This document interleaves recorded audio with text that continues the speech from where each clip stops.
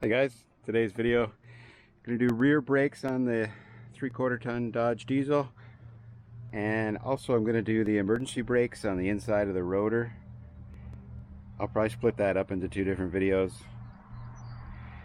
but the reason I'm doing the emergency brakes is because they don't actually hold the truck when it's in drive, and if I'm ever pulling a trailer and I get pulled over and the police want to check that, they really frown on that option when it doesn't work. So that's what we're going to do today, and we're going to start by taking off the tire. So let's get to it.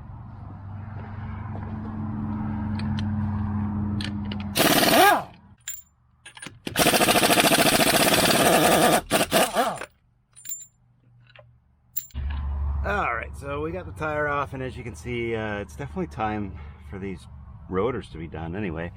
And the pads are probably 40-50%. But the big issue is, although they were working, they weren't really working to their full capacity.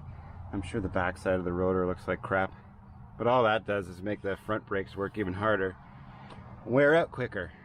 So I got a good deal on these brakes.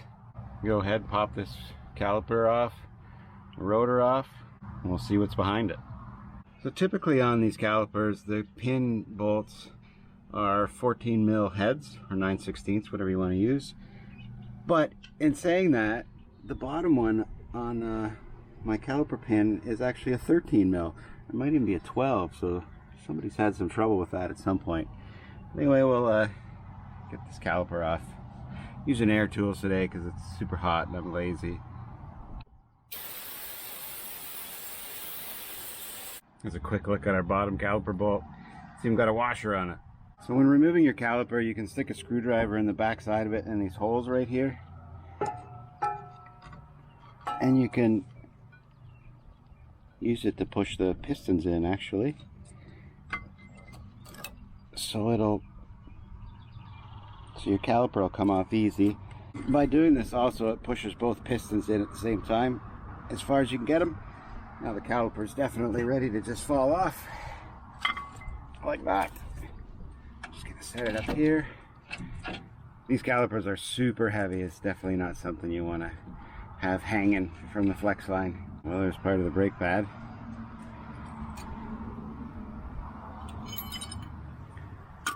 The pads don't look too solid. Definitely haven't been working too well. Now we'll get our caliper bracket off right here so that we can get the rotor off. So on this caliper bracket, and they should all be the same, these back bolts are 21 mil or 13/16.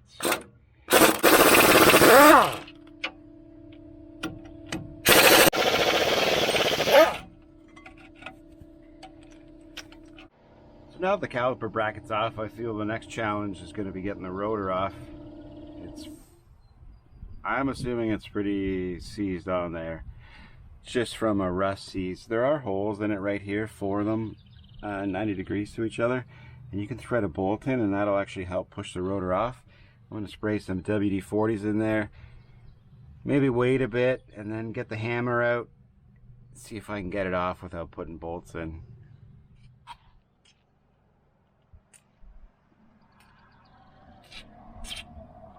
Off camera, I've been pounding this rotor to try and get it off. No luck.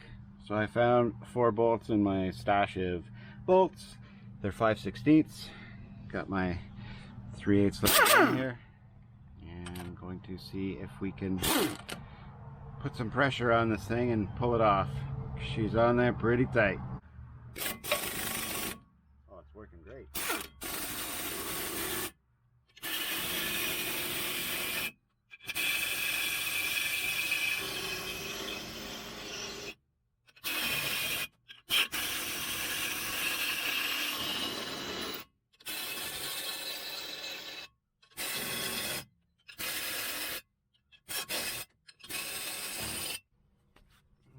Let's hope that's good enough.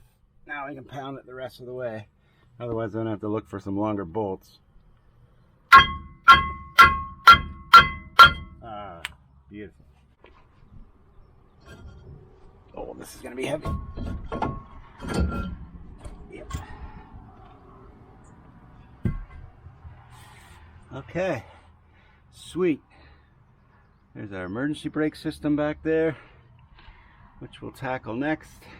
Okay, so a few things here. I'm probably just going to make one video out of this instead of doing rear brakes and then emergency brakes. Editing blows my mind and I'm not really good at it, so it's just going to be one video. You can skip this part if you're not interested. And the other thing is, these emergency brakes don't really look that bad. They probably just needed some adjusting, but I ordered them anyway. I mean, they were super cheap, so I'm going to put a new set on. The hardware is a little rusty, so it looks like it's kind of on its way out. But anyway, we'll put in all new stuff. I think the whole system was 30 bucks for the shoes and the hardware kit. But on these pins right here, all you have to do is push in and give it a 90-degree turn. Your retaining clip will come off that holds your shoes on. And then you go to the back side, give it a little push. Go to the back side of the backing plate, pull your pin out, and you do the same on this side. There we go. Pull our pin out. Get our clip out. So it's always best just to do one side at a time. For some reason, if you're running into trouble and the other side's still intact, you can always refer to the other side on how these springs go and whatnot. Sometimes it's a heck of a system back here. This one looks pretty basic, however, so I'm just gonna pop it off. Pop this top spring out here if I can.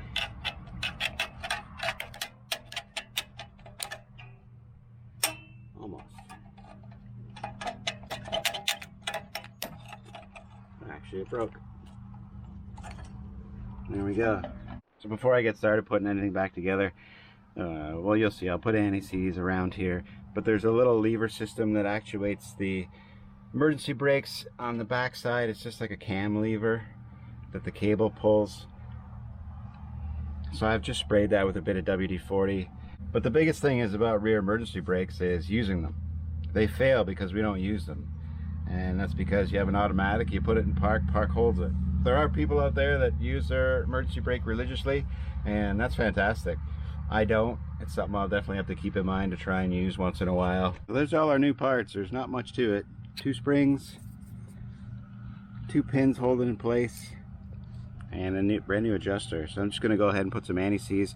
Oh, and the rubber plug for the back side where you can do your adjustments. Just going to throw some anti-seize on here, and we'll start the reassembly.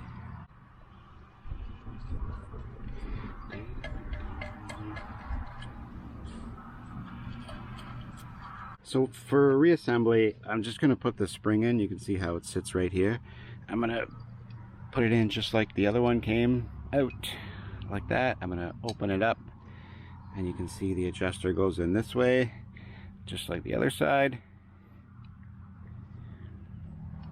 Now we'll push it together like that, and we've got our parking brake assembly in. So I'm just going to throw this in the truck now.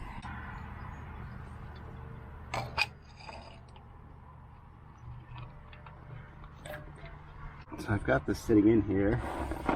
Now this is where I kind of need 3 hands, but I'll put my pin through the back.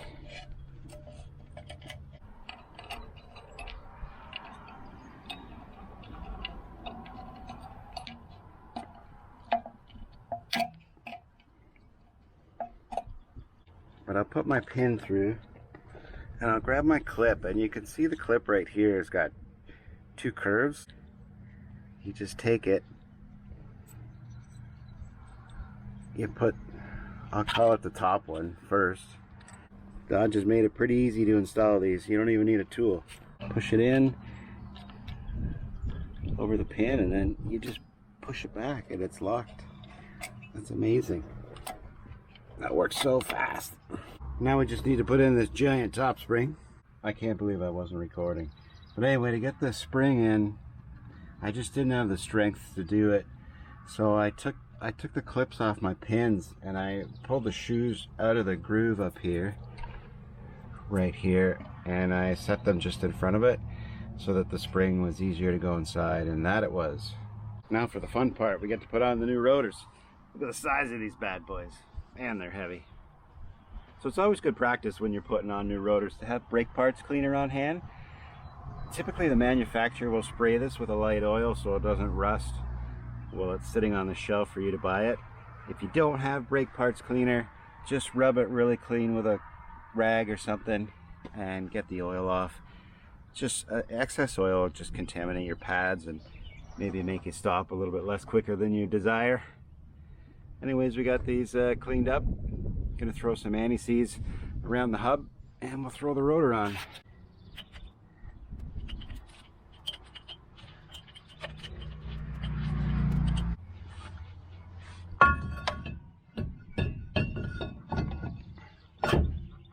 Oh, that's beautiful. Okay, I'm not sure where I left you guys off, but before we put our caliper bracket on here, we're gonna lube our pins.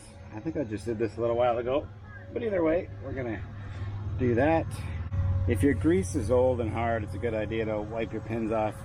I just put a little bit on the end like that, and when I put it back inside the boot, I'll just give it a spin, push it in and out, and that pin's good to go.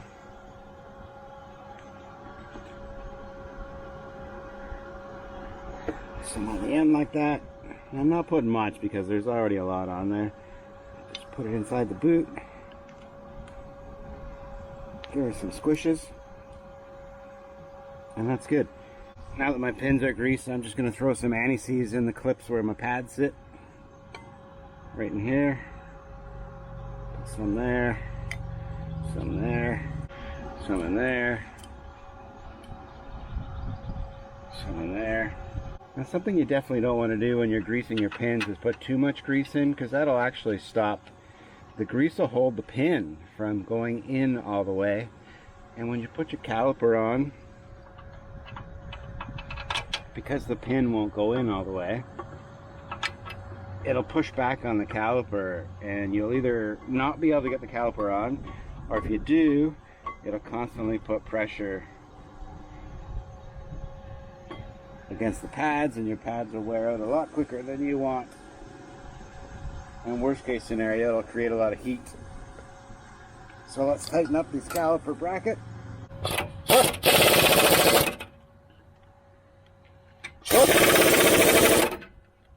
good to go.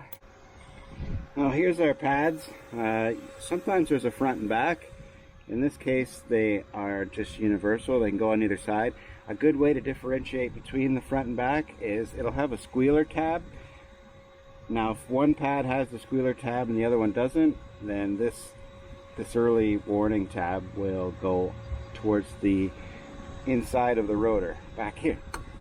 So I'm just going to throw on some disc brake quiet on the back of this pad. This will just help bond it to the caliper, and it'll take out any metal on metal squeaks.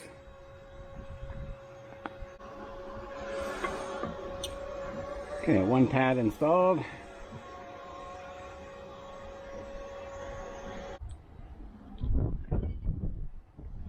Okay, both pads are installed. See if the caliper fits without retracting the pistons anymore. Hopefully it does. Oh, it just barely squeaks over. Nice. Put our caliper bolts back in.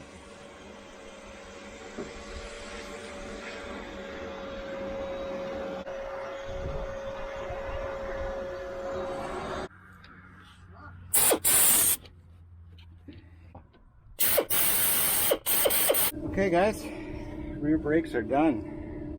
Well, now that this side's done, I get to go and do the other side in this sweltering weather while you get to probably sit inside an air-conditioned place and watch this video. Hopefully it helps you do this job. It was pretty simple. I mean, it always goes quicker when you're not using a camera. Thanks a lot for watching. Hopefully this saves you some money, keeps you out of the garage. If you need to, you can adjust your parking brakes. I got lucky on this side. They're pretty well adjusted. I don't have to do anything like that, but I'm glad that's done. We'll see you in the next video.